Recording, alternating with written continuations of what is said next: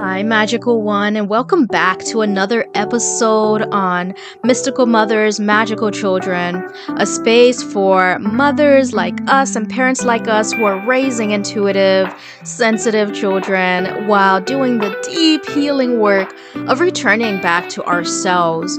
And this week, we're talking about big feelings and the kind of feelings that show up the first thing in the morning before you had your matcha or coffee.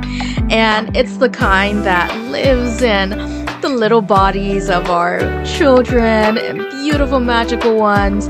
And it asks us again and again to show up fully present with softness and with something deeper than just managing these emotions that come up. And so in my home lately, my 3-year-old son has been waking up mad every single day. And let me tell you, it has been a journey, a journey of learning to meet him where he's at in this just ambiguous middle. And this is typically before I'm even awake myself. I am not a morning person.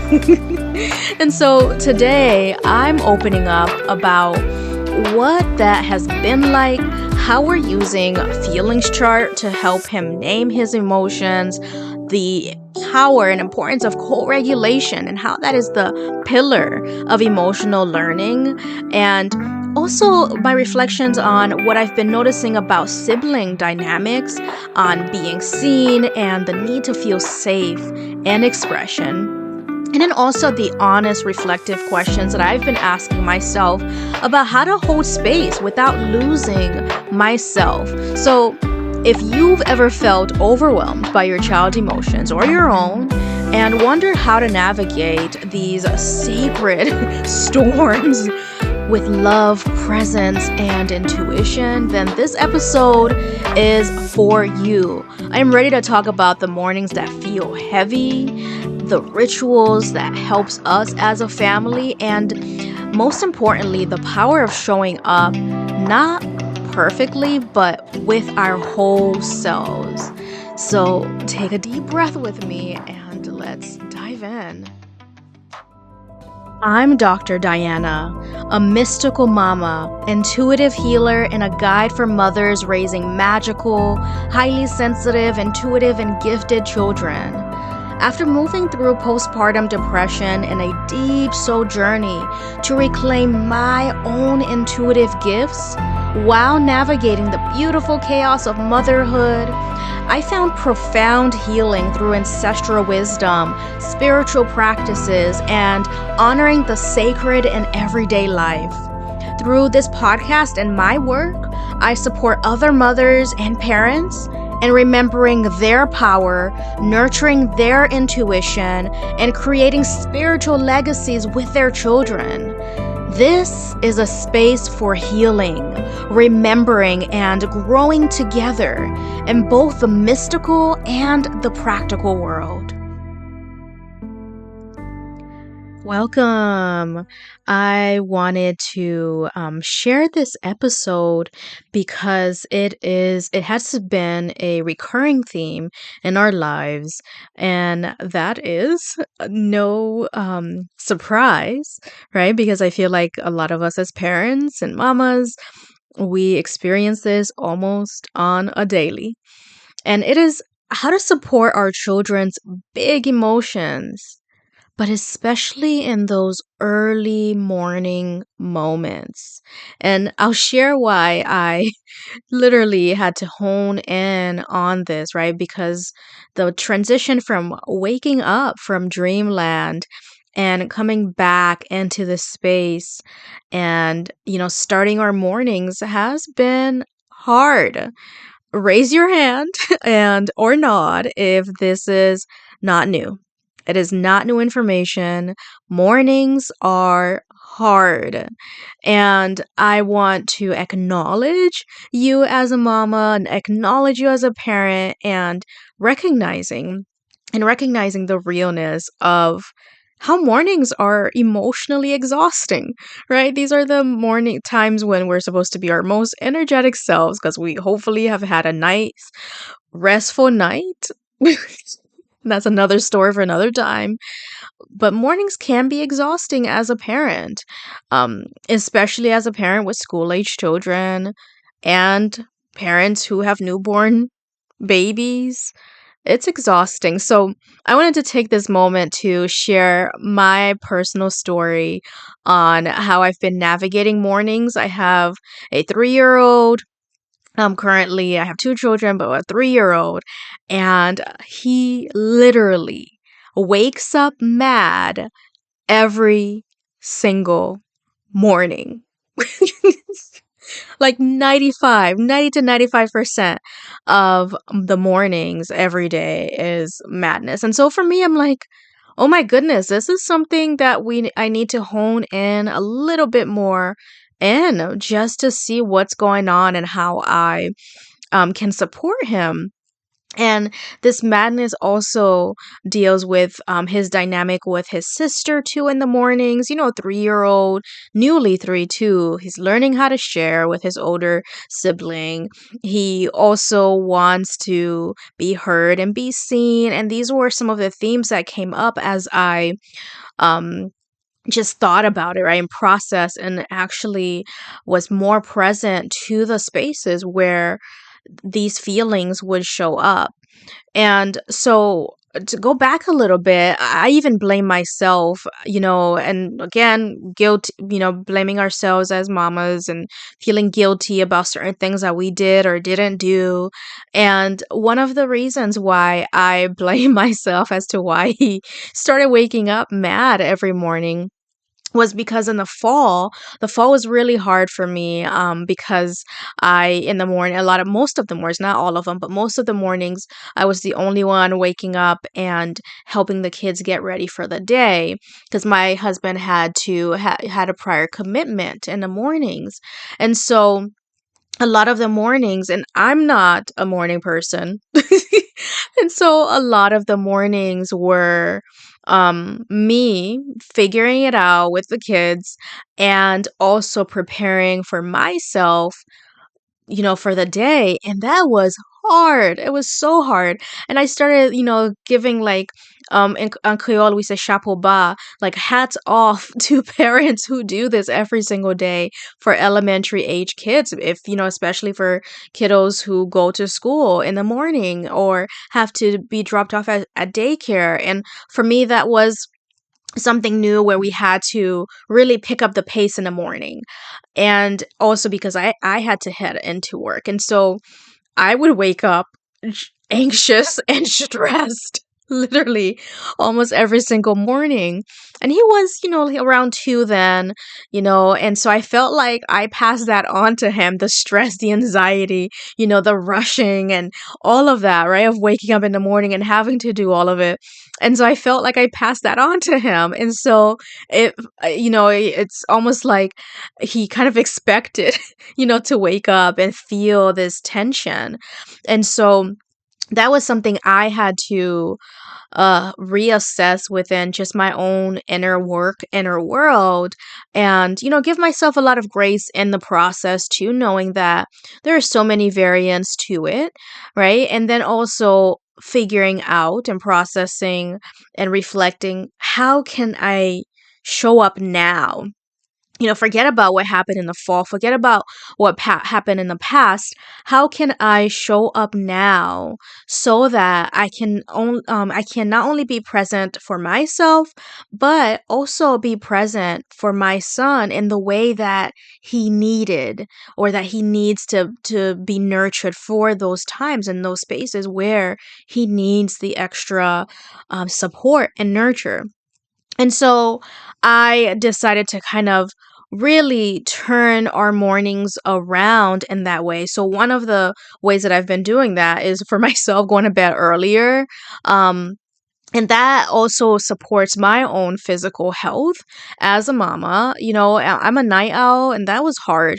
It's still hard. And there are days where I don't, but I know and recognize that most days that I do that, the mornings end up being a lot nicer, a lot less stress free because I allow my body to wake up in the mornings, and I'm able to do all the things because I wake up earlier.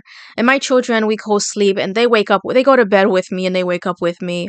But it's been like the most nurturing, the most, I would say, just kind of co-regulated space with my children because I go to bed, around 8, 8:30, 9 at the latest now, and we wake up in a more slower pace, and that has been really nice.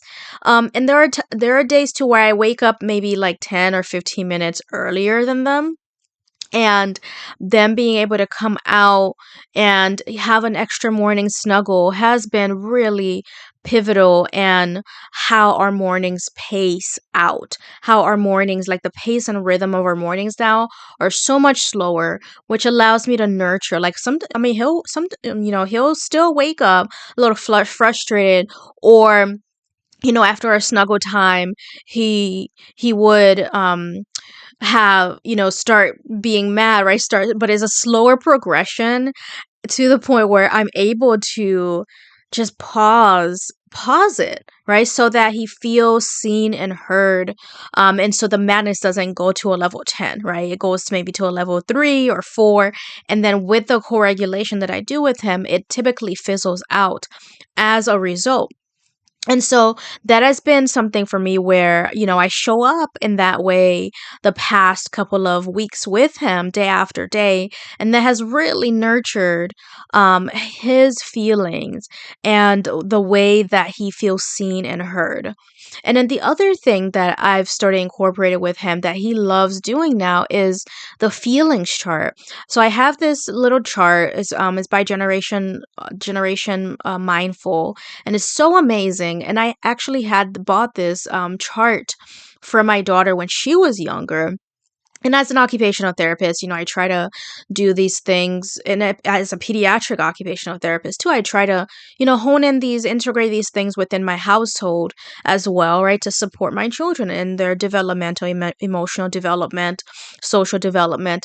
And so this feelings chart has been very pivotal in our household because I am one who believe, and I integrate this when I do OT work as well, who believe that when children know their bodies, and when they understand that the feelings that they go through and are able to identify them, they learn how to eventually, with through co-regulation as well, they eventually learn how to self-regulate because they identify a feeling. And his feelings chart is really great that way, right? It's four very basic feelings. And for a child his age, that young, that is what I typically start with.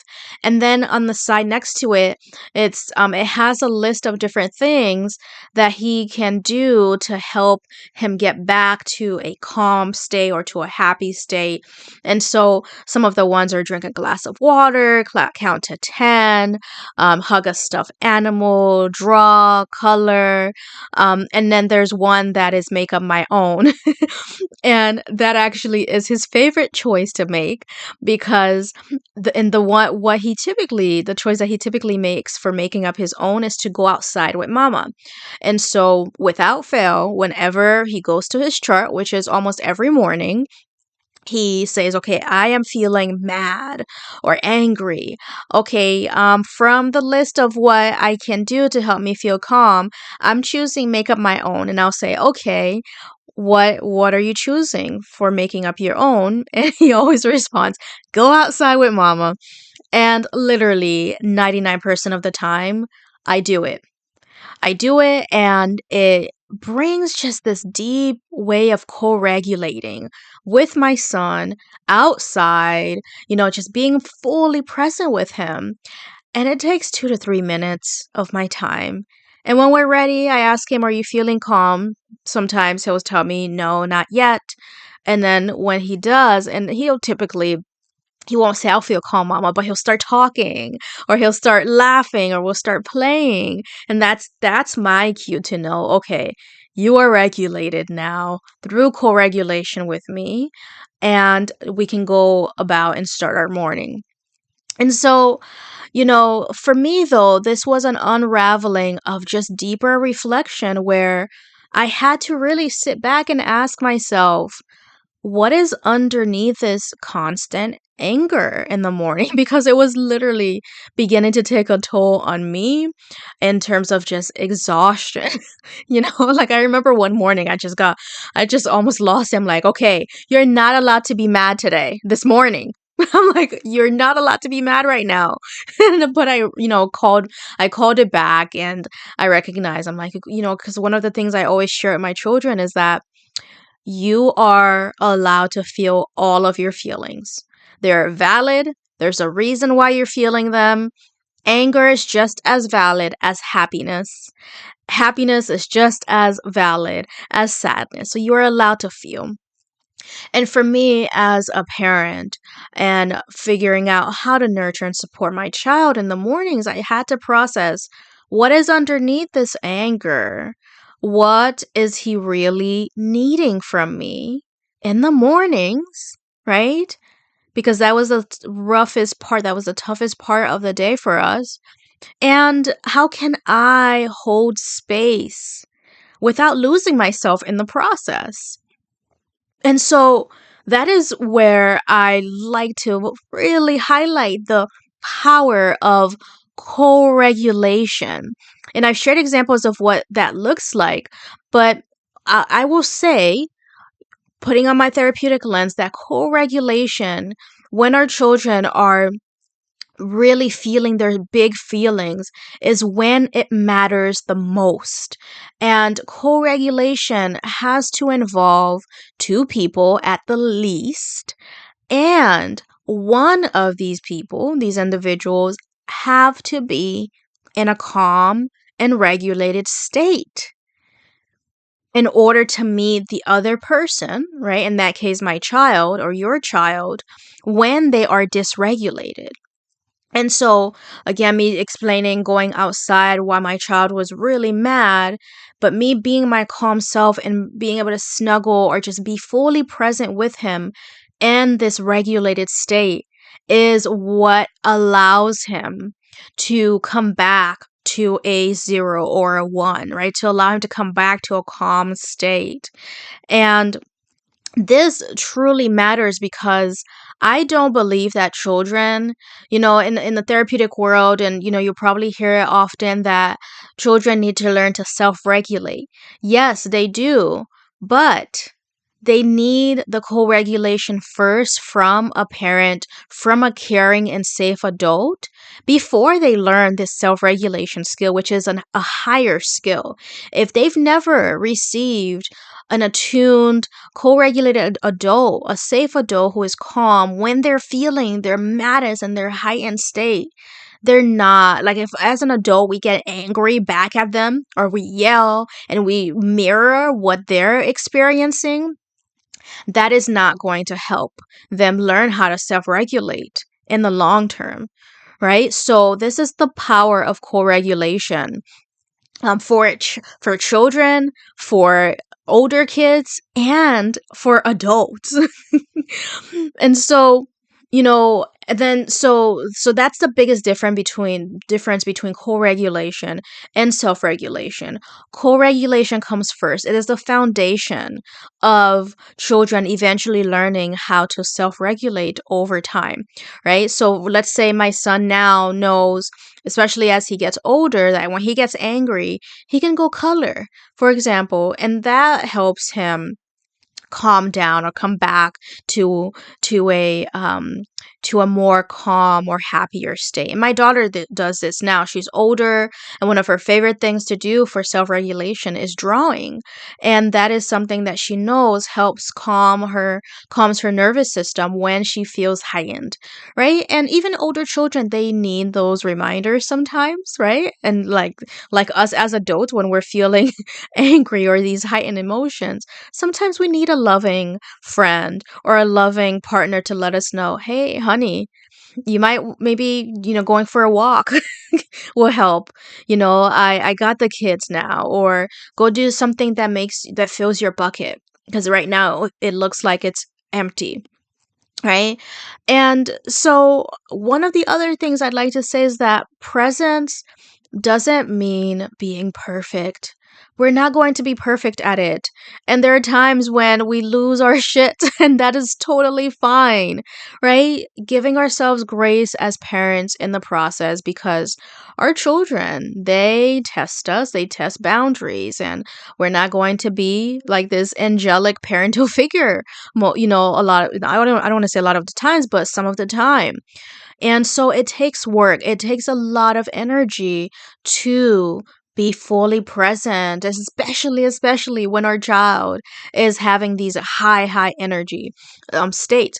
And for me, as a person who is an empath as well, it really tips my nervous system, right? If I don't remind myself that I am being here to be fully present for my child, and I am co-regulating with my child, and therefore, I need to be this calm, safe person for them to support their nervous system, right? And in return, that also helps us and supports our nervous system as well. And so again, it doesn't mean perfection. It means being graceful with ourselves, right? Giving ourselves grace in the process, and knowing that this journey is not going to be perfect. And, I want to share a little bit too on the sibling dynamic as well. If, you have more than one child, just kind of also recognizing that the sibling dynamic can play a role in how children respond and how they react even to their feelings and how they show their feelings. And so I forgot to share, like, another point of reflection for me was, what is the sibling dynamic, and how can I support both children so that they both feel, like they can thrive, they both feel seen and heard. And for my young son, I recognized that one of the things that was happening, right, because he would run after his sister and not share, and sometimes he'd attempt to throw things at her sometimes. And so that was something that we had to address, right? We have to address it multiple times. And part of the reason is because he's navigating his feelings, his deep, like, loud feelings, right? Like those, the anger and the madness, those are loud feelings, and he's learning how to process and navigate that, and how to react to how these feelings show up in his body. So this is something that we're parenting him on. And the other part to that was, okay, why is he getting angry at his sister more often now? And one of the things that I came to realize was that he was not feeling seen or heard by us as parents, right? Because older sibling, able to express her needs, able to be a little bit more quicker, in response and figuring things out, able to even like trick her younger brother to doing the things that she wants him to do, right? So there's a lot to that I started to recognize that, okay, as he's figuring things out, he's also recognizing that he wants to also be vocal. He also wants us to hear him, and hear his interests, and hear, the things that he doesn't like. And so I recognize that was something I spoke with my husband about, that, okay, we need to be more intentional with when he's speaking, that we are looking at him eye level, we're attuning to what he is expressing, and actually having a conversation with him. As, in a space where his big sister doesn't drown him out when he's expressing his needs. So that was another dynamic that that I reflected on, that we're sorting through still, right? And supporting him and his sister, and how to allow both children to feel seen and heard when they express themselves. And so, one of the other things I want you to begin, as we think about integrating what I've shared, I'd also want to invite you on exploring these reflection questions. And also think about, like, based on what I've shared and how I responded to my child's needs, how do you respond when your child has these big emotions, whether it's excitement or anger, how do you respond to that? Do you mirror that back? Do you co-regulate with them? Do you come into a safe, attuned presence with them? And when your child is having these big heightened emotions, and I mentioned that I'm an empath myself, and so sometimes a lot of these can be overwhelming for me. Do you have nervous system tools that can support you in staying grounded? Or what are things that can help you stay grounded so that you can be a calm, regulated person for your child as they're going through these big emotions? Sometimes I like to incorporate scents within my time with them. I know for bedtime, even last night for bedtime, I like to either spray their pillows with lavender or a little bit oil on their pillowcases. What does grounding look like for you? And then what does supporting your inner child, like what does it still long to feel when your child is experiencing those intense moments? What about you? Like what is that mirroring back to you for your inner child? And a follow up to that is how can you nurture that? How can you nurture what is showing up for you through your child? And so I want you to think about and begin to notice patterns in your own home, right? In your own family. When are these heightened emotions coming up more? Is it around a certain time? Does it happen more frequently around a certain transition or period? Begin to notice some of these patterns, and then I'd like you to come up with one small ritual of connection. Whatever that looks like, whether it's going outside, whether it's, saying prayers or intentions before bedtime or when you wake up in the morning. What is one thing that you can do to connect with your child? When these, especially, not just when, but especially when these patterns come up. And lastly, I want to remind you that you are doing a sacred work. Emotional labor, the emotional support that you're giving your child is sacred work. And these are things that even if they may not remember the specifics of what you've done, it is embedded within their cells, within their cellular memory. And so I want to remind you of that. And I also want to remind you that healing doesn't mean being perfect, right? It just means being present for the process. My beloved ones, I am crafting a sacred community space for mystical mothers, spiritually curious mothers, spiritually conscious mothers, and those who are raising intuitive, neurodivergent, and deeply sensitive children. And the mamas who are also doing the deep inner work themselves or want to do the deep inner work themselves. And this will be a container of spell work and storytelling and dream deepening and healing. And I will also offer spiritual guidance and therapeutic holding space. And it's a return to the village that we have lost. And it's the circle that you've been yearning for, you've been calling in. And before I open the doors in the next couple of weeks, I want to invite just a few of you, my listeners, my soul sisters, my soul kin, to help shape this. So if you feel the pull, send me a message or an email, and I'd love to schedule a short time to chat with you, to hear about what are your needs, what are you looking for in this circle, and how we can build a nurturing village together. So because, one of the things we have to remember is that we rise together, we heal together, and we remember together. So I hope to hear from you. Until next time, beloved.